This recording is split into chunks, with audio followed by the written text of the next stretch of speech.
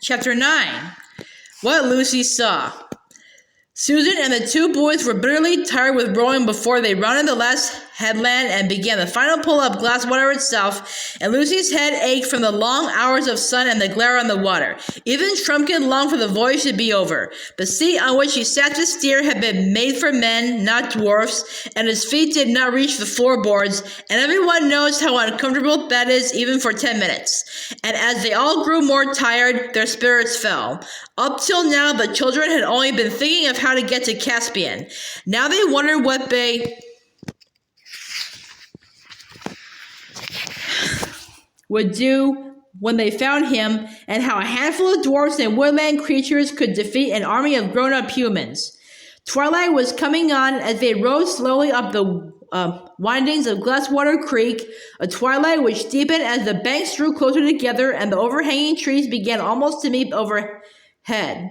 It was very quiet in here. As the sound of the sea died away behind them, they could even hear the trickle of the little streams that poured down from the forest into Glasswater.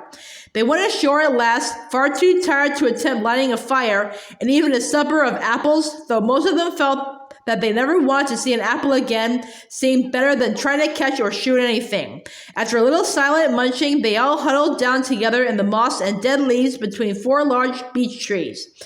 Everyone except Lucy went to sleep at once. Lucy, being far less tired, found it hard to get comfortable. Also, she had forgotten till now that all dwarfs snore. She knew that one of the best ways of getting to sleep is to stop trying, so she opened her eyes. Through a gap in the bracket and branches, she could just see a patch of water in the creek and the sky above it.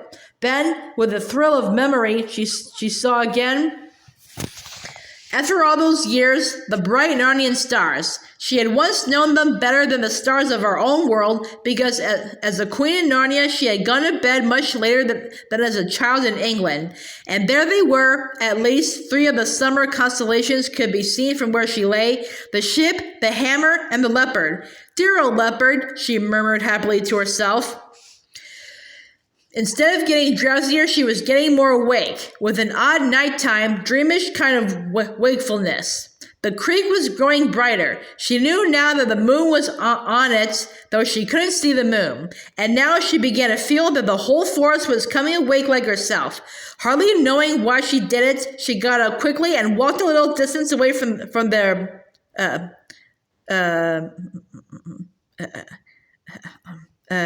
bivouac.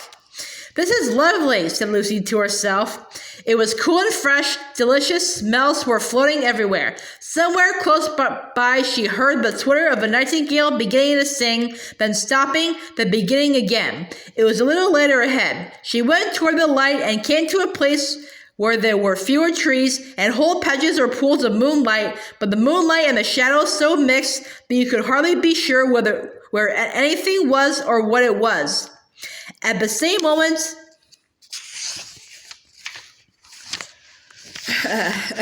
the nightingale, satisfied at last with his tuning up, burst into full song.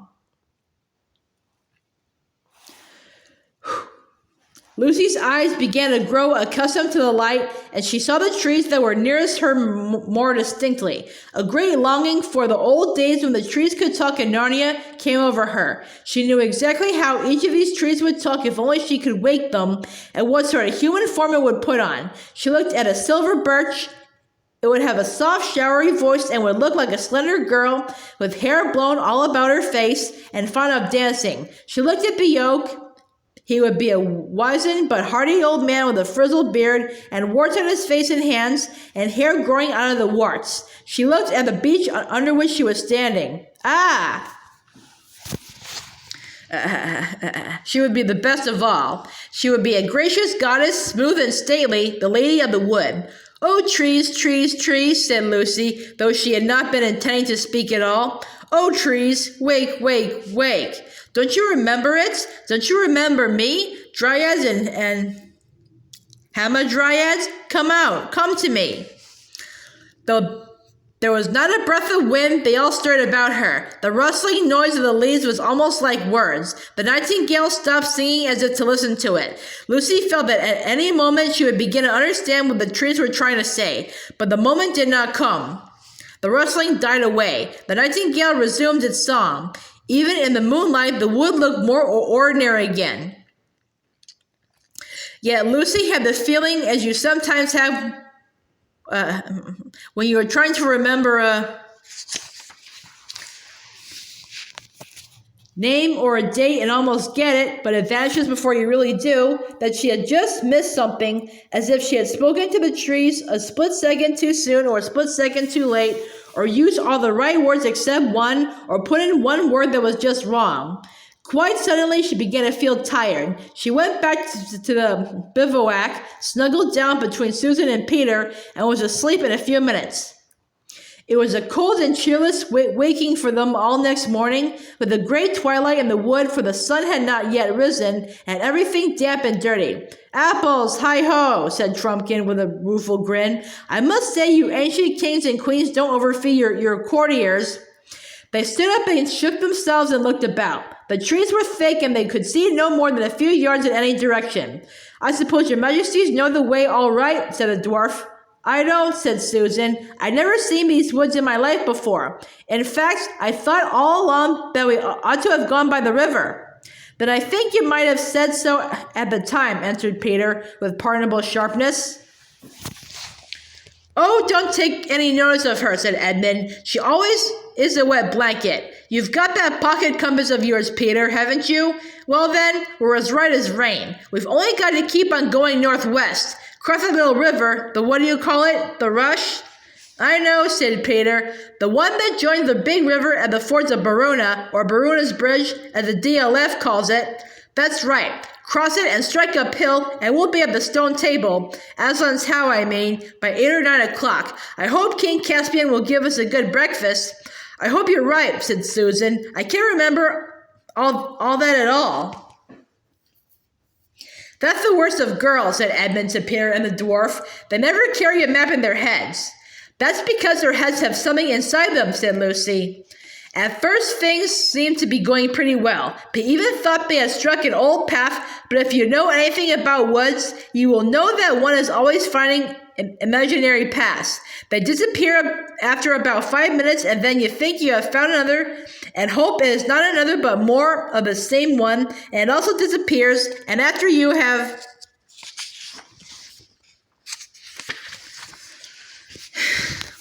been well lured out of your right direction, you realize that none of them were paths at all. The boys and the dwarf, however, were used to woods and were not taken in for more than a few seconds. They had plodded on for about half an hour, 3 of them very stiff from yesterday's rowing, when Trumpkin suddenly whispered, "Stop!" They all stopped. "There's something following us," he said in a low voice, "or rather, something keeping up with us, over there on the left." They all stood still, listening and staring till their ears and eyes ached. "You and I better each have an arrow on the string," said Susan to Trumpkin. The dwarf nodded, and when both bows were ready for action, the party went on again. They went a few dozen yards through fairly open woodland, keeping a sharp lookout. Then they came to a place where the undergrowth thickened, and they had to pass nearer to it. Just as they were passing the place, there came a sudden something that snarled and flashed, rising out from the breaking twigs like a thunderbolt. Lucy was knocked down and winded, hearing the twang of a bowstring as she fell. When she was able to take notice of things again, she saw a great grim-looking gray bear lying dead with Trumpkin's arrow in its side. "The DLF beat you in that shooting match, Sue," said Peter with a slightly forced smile. Even he had been shaken by this adventure. I left it too late," said Susan in an embarrassed voice. "I was so afraid it might be, one of our kind of bears, a talking bear. She hated killing things." "That's the trouble of it," said Trumpkin. "When most of the beasts have gone enemy and gone dumb, but there are still some of the other kind left. You never know, and you daren't wait to see." "Poor old Bruin," said Susan. "You don't think he was?" "Not he," said the dwarf. "I saw the face and I heard the snarl. He only wanted little girl for his breakfast. And talking of breakfast, I didn't want to discourage your majesties when you said you hoped King Caspian would give you a good one, but meat's precious scarce in camp, and there's good eating on a bear. It would be a shame to leave the carcass without taking a bit, and it won't delay us more than half an hour. I dare say you two youngsters, kings I should say, know how to skin a bear? Let's go and sit down a fair way off, said Susan to Lucy. I know what a horrid, messy business that will be. Lucy shuddered and nodded. When they had sat down, she said,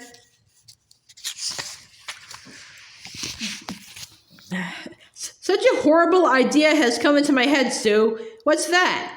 Wouldn't it be dreadful if someday in our own world at home, men started going wild inside like the animals here and still look like men so that you never know which were which? We've got enough to bother about here and now in Narnia, said the practical Susan, without imagining things like that. When they rejoined the boys and the dwarf, as much as they thought they could carry the best meat had been cut off. Raw meat is not a nice thing to fill one's pockets with, but they folded it up in fresh leaves and made the best of it. They were all experienced enough to know that they would feel quite differently about these squashy and unpleasant parcels when they had walked long enough to be really hungry.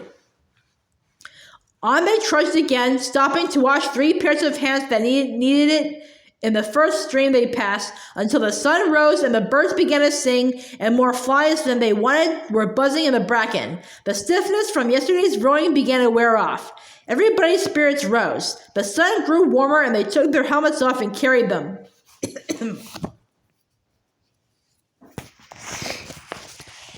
I suppose we are going right, said Edmund about an hour later. I don't see how it can go wrong as long as we don't bear too much to the left, said Peter. If we bear too much to the right, the worst that can happen is wasting a little time by striking the Great River too soon and not cutting off the corner. And again, they trudged on with no sound except the thud of their feet and the jingle of their chain shirts. Where's this bally rush got to? Said Edmund a good deal later. I certainly thought we'd have struck it by now, said Peter, but there's nothing to do but keep on. They both knew that the dwarf was looking anxiously at them, but he said nothing. And still, they trudged on, and their mail shirts began to feel very hot and heavy. What on earth? Said Peter suddenly. They had come, without seeing it, almost to the edge of a small precipice from which they looked down into a gorge with the river at the bottom. On the far side, the cliffs rose much higher. None of the party except Edmund and perhaps Trumpkin was a rock climber. I'm sorry, said Peter. It's my fault for coming this way. We're lost. I've never seen this place in my life before.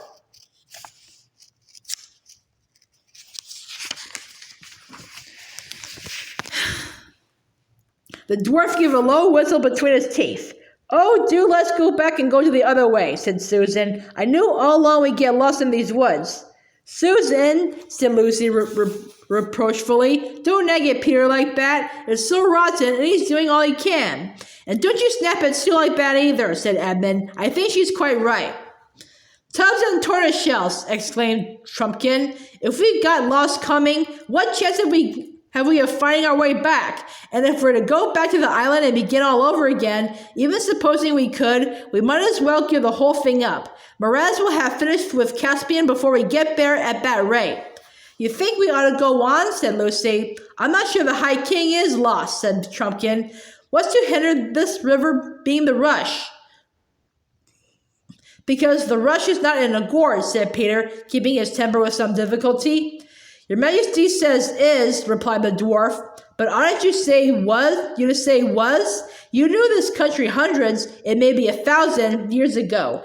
Mayn't it have changed? A landslide might have pulled off half the side of that hill, leaving bare rock, and there are your precipices beyond the gorge.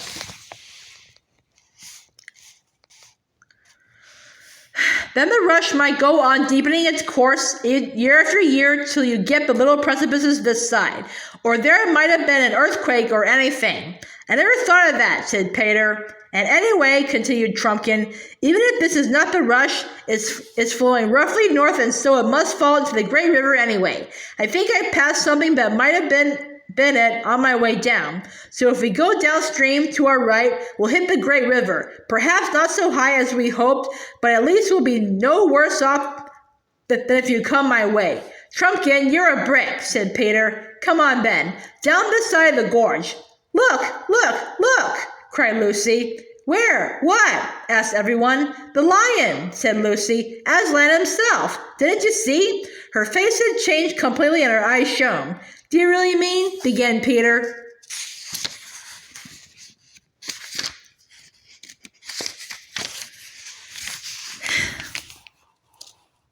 Where do you think you saw him? Asked Susan. Don't talk like a grown-up, said Lucy, stamping her foot. I didn't think I saw him. I saw him. Where, Lou? Asked Peter. Right up there between those mountain ashes. No, this side of the gorge. And up, not down. Just the opposite of the way you want to go. And he wanted us to go where he was. Up there. How do you know that was what he wanted? Asked Edmund. I just know, said Lucy, by his face. The others all looked at each other in puzzled silence. Her Majesty may well have seen a lion, put in Trumpkin. There are lions in these woods, I have been told, but it needn't have been a friendly and talking lion any more than the bear was a friendly and talking bear. Oh, don't be so stupid, said Lucy. Do you think I don't know Aslan when I see him? He'd be a pretty elderly lion by now, said Trumpkin, if he's one you knew when you were here before, and if it could be the same one, what's to prevent him having gone wild and witless like so many others?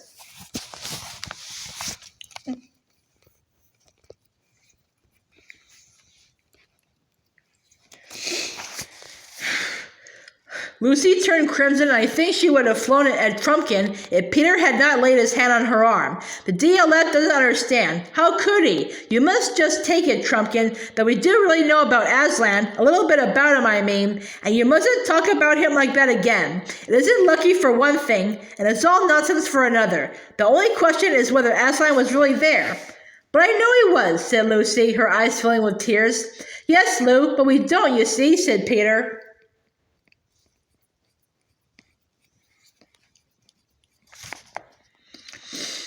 There's nothing for it but a vote, said Edmund. All right, replied Peter. You're the eldest, DLF. What do you vote for, up or down? Down, said the dwarf. I know nothing about Aslan, but I do know that if we turn left and follow the gorge up, it might lead us all day before we found a place where we could cross it. Whereas if we turn right and go down, we're bound to reach the Great River in about a couple of hours. And if there are any real lions about, we want to go away from them, not toward them. What do you say, Susan? Don't be angry, Lou, said Susan, but I do think we should go down. I'm dead tired. Let's get out of this wretched wood into the open as quick as we can. And none of us except you saw anything. Edmund, said Peter. Well, there's just this, said Edmund, speaking quickly and turning a little red. When he first discovered Narnia a year ago, or 1,000 years ago, whichever it is, it was Lucy who discovered it first, and none of us would believe her. I was the worst of the lot, I know. Yet she was right after all. Wouldn't it be fair to believe her this time? I vote for going up. Oh, Ed, said Lucy, and seized his hand. And now it's your turn, Peter, said Susan, and I do hope...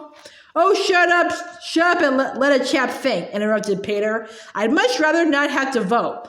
You're the High King, said Trumpkin sternly. Down, said Peter after a long pause. I know Lucy may be right after all, but I can't help it. We must do one or the other.